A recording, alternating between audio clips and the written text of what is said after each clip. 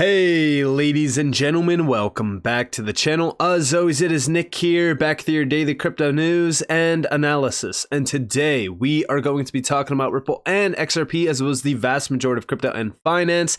And with that being said, I hope everybody's having a beautiful day or a beautiful night wherever you guys are out there in the world watching this from. Listen, I just reported on it not even 24 hours ago, and Bitcoin is now sitting at about roughly almost $44,000 after hitting about 44.7K. What's crazy is this entire year, if we go all the way back 1 year ago or a little bit over 1 year ago, Bitcoin is now up about almost 200%, which is kind of crazy to think about. And we are very close to new all-time highs if we actually look at this. And we go off of where we are at now to a new all-time high. We are a little bit under 60% away from a new all-time high happening on Bitcoin. Now, with the major impulsive move that did happen earlier today, we also seen a lot of altcoins breaking out. Now, XRP was shy to the party, I will say. XRP didn't really have a significant move, but a lot of our other holds have been breaking out. A number one mover, Casper, in the portfolio today. Big change. Listen, I've been talking to you guys about Casper for well over 2 years now. I keep telling you guys, you need to be patient. Casper was not moving at all. If we go back onto the 1 year span, we had that nice impulsive move back in April, sold off, barely did anything. And technically speaking, this move that we see is nothing. Compared to the all-time chart here, this is nothing. We're still waiting for some significant traction here, but it seems as though Casper might be starting. And the same goes for a few other altcoins as well. HBAR, significantly up today. Love to see it. Also, QNT, also up. A lot of these coins are starting to break out. XDC as well. Now, the thing with XRP is everyone thinks that XRP is not doing anything, but XRP still is looking very good. We look at this on the monthly chart. I'm looking at this on the macro. We already have our major support listed on the chart here, down at about roughly 47 cents. We have tapped a few levels that do matter. For example, some of the levels that we did tap back down to on some retracements was significant support, but it was also resistance turned into support. Now what we are waiting for is a break over 65.5 cents to target that 92, almost 93 cent macro resistance zone. Once we see this level broken up here, it's going to get pretty interesting. Now, it's anywhere between like 91 to like almost 95 cents. That whole area up there is going to be rough for XRP to break out of. But once it does, I do believe that we will retarget that high going all the way back to April of 2021, which is sitting at about roughly almost $2. And then from there, we really kind of just look at retesting the previous all-time high. Now, remember, when XRP does break out and when XRP does go on a major move, it usually does move very fast and with a lot of volatility. So we are still waiting on that.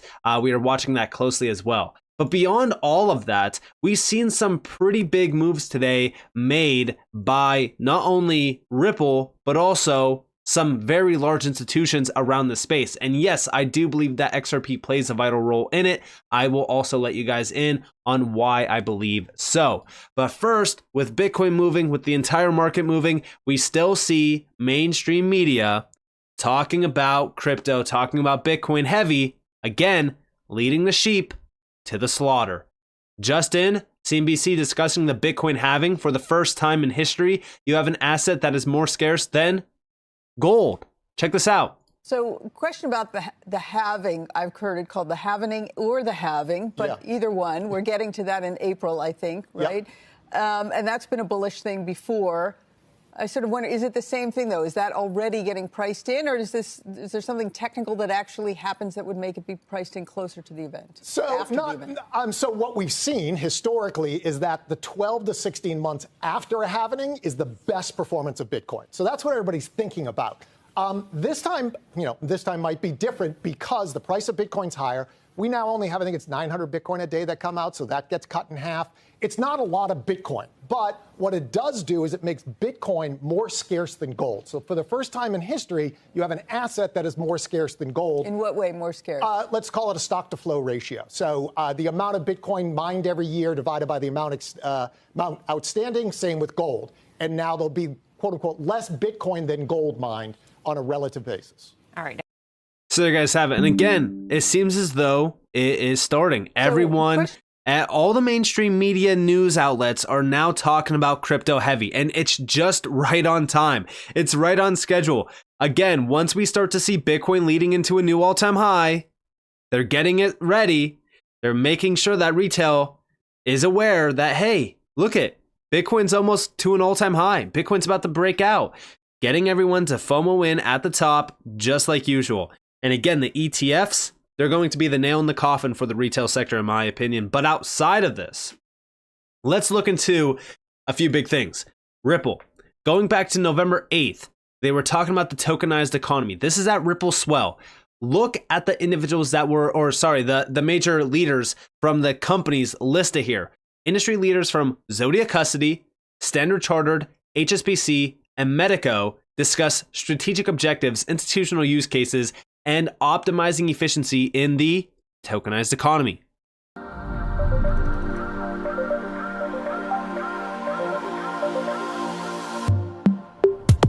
Collaboration is always much more successful, providing we have a set understanding of what the rules of the game are, and that really comes down to the regulatory aspect that we have, that ensures that at the end of the day, the owner of the asset can sleep at night in the knowledge that they know what they own and they have legal title to it. It's being kept in a secure way. Now, what we seen from this announcement was HSBC tapping into Ripple's Medico to launch security token custody. You guys probably remember this. I put a spotlight on this announcement, really kind of letting everyone know how big of a play this actually was. And for those that, still didn't get the picture, HSBC back in 2021 had $10.8 trillion in assets under custody and $4.9 trillion in assets under administration, meaning they had a total of well over $15 trillion in assets under management. And remember, BNP Paribas, another massive giant, also announced a partnership with Medico as well, going back a whole year ago, for an example. Here you guys have it, right? This was back in July of 2022, so a little bit over a year ago. BNP Paribas Security Services selects Medico to develop digital asset security capabilities.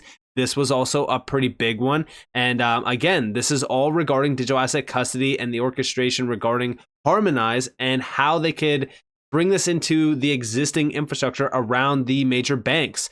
This is very significant. We do see that the platform will underpin that bank's institutional custody offering and unify governance across its multiple systems, allowing institutional clients to store, issue, and settle digital securities alongside their traditional assets. And what's crazy about this is, guess what? It's the same exact thing that HSBC was doing with tokenized securities. What's crazy about all of this is what they are trying to do with this. Meaning they want to have instant settlement. They want to have the highest grade security, scalability, making sure things are running 24/7, 365. Does that sound familiar? Over here, BNP Paribas. If we look at their total assets, $2.67 trillion. All right. When we look at how large some of these banks are in terms of their background, they are absolute giants. They have trillions of assets, and now they're tapping into tokenization. But this is not the only one, because again, look at what we recently seen on the 4th. Medico. We announced today the expansion of our long-standing strategic partnership with Zodia Custody, the leading digital asset custodian backed by Standard Chartered, Northern Trust, and SBI. Now, I've talked to you guys about Standard Chartered in the past, right? When we look into this major bank, we know that they actually invested into Ripple back in 2016. This was all regarding and accelerating their bank's digitization agenda, utilizing DLT, and how they were going to explore ways of adding value to its clients and the industry. Also, when we look at Standard Chartered and we look at their background, we scroll down, we can actually see that their total assets are sitting at about roughly 820 billion, or at least they were around 2022. Again, this is a very large bank as well. And if we actually look at the About section on their website, we're a leading international cross-border bank committed to helping people and businesses prosper. We combine deep local expertise with global capabilities to unlock sustainable, inclusive growth for the places we call home. And if we scroll down, we can actually see some of the numbers behind them. Our global network, 52 global markets, 653 branches worldwide, 10 plus million clients, 170 years of heritage, and 83,000 employees around the world. Like I said, this is a massive bank. And again, Zodia is backed by Standard Chartered. Again, now we are seeing them being tapped in with Medico, which is another major player within Ripple, because Ripple does own Medico now. And if we scroll down, we can see some of the background.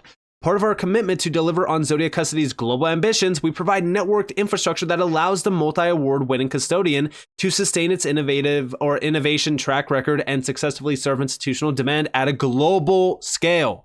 Spanning networked use cases such as sub-custody, trading, and beyond, the Medico network for institutional digital asset flows is the benchmark for the future of digital asset ecosystems. It will allow Zodia Custody to continue creating value-added services and continuously expanding the options available to their clients, realizing its journey to becoming a truly comprehensive digital asset solutions provider. As the industry undergoes a pivotal transformation, our networked infrastructure is dedicated to standardize, govern, and connect institutional digital asset flows, an essential step in forging use cases that transcend individual companies. Again, like, this is a massive move. And when we look into Zodia Custody, I've already done a breakdown on this, crypto custody without compromise. They are an institution-first digital asset custodian. They are a massive player in this space. You need to pay attention to these moves being made because it's all on par with institutional demand. I understand that everyone is waiting on price action to form right now within the space around XRP, and I have zero doubt that that's coming. Like, I do believe that XRP is going to have a significant break to the upside. But what I'm really looking forward to seeing is the long-term mature game changing around crypto. Meaning we're going to start to see major institutional flows into the space. We are going to see major moves being made to settle things 24/7, 365 through utilizing, digital assets and DLT. XRP, in my opinion, becomes very pivotal to all of these moves being made, because if you look at some of these expansions like HSBC and even BNP Paribas, it's all regarding securities services. The number one thing that we have talked about is how XRP is being tapped in to settle securities in a 24/7, 365 environment. It's the best settlement currency for this because XRP is a bridge currency that is the most efficient when it comes to, again, converting and transacting anything of value. That's where I believe XRP becomes very, very valuable. But outside of all of this, tokenization from the institutional side of things is heating up. It seems like securities is going to be the start of this. And remember, we know that the DTCC settles $2.4 quadrillion worth of securities per year. So this is a massive opportunity. But big shout out to Kevin Cage. He said that the crypto market, 1.4 trillion. What's funny about this is that this was back in November 30th. Oh, what has changed in literally 5-6 days now? We're sitting at about roughly $1.6 trillion now, which is pretty crazy to think about. But nonetheless, what do you see? Global stock market, 100 trillion plus. Global bond market, 100 trillion plus. Global real estate, $100 trillion plus. Global derivatives, $100 trillion plus. S&P 500, 30 trillion plus. Also worth considering the trillions in notional and nominal value in alternative investment markets, commodities, intellectual property. Then consider the industry verticals some of these public crypto networks can assist. Real estate, finance, payments, and the list goes on and on and on here. Like, what's crazy about this is that Web3 is here to stay. Blockchain is here to stay. This technology is here to stay. There is so much money out there that will be disrupted. You need to ensure that you are looking into some of these platforms like Medico, because when we look into Medico, they have a full umbrella of solutions: global custodians, universal banks, neobanks and fintechs, regulated exchanges, corporates. And when you look into some of these, they are all offering different solutions. But then when you combine all of this with what Ripple is also doing, right, regarding tokenization as a service, liquidity offerings, things like that, now things get very interesting, because under one umbrella, you get to tap into Medico, Ripple, and you have an incredible digital asset at the heart of all of that, able to offer on-demand liquidity, near instant settlement, the lowest cost settlement, cost out there in the world, and it's extremely scalable, extremely secure. Like, all of this is so damn exciting to see coming together at a perfect time, where institutions are at an all-time high in terms of interest regarding digital assets, DLT, blockchain, tokenization. I mean, tell me you are not bullish. Because honestly, if you're not bullish right now within the space, I have no idea what you are looking into. The market is heating up. Institutions are really looking into this space now. And we actually know that a lot of them are already tapping in. They're ready. And although XRP isn't seeing a massive move in the market or anything like that, I also want to take a quick second to note that XRP, going all the way back to June of 2022, is right now up about 116% at the all-time high this year. Because again, I'm not going off the all-time high. I'm going off the high this year.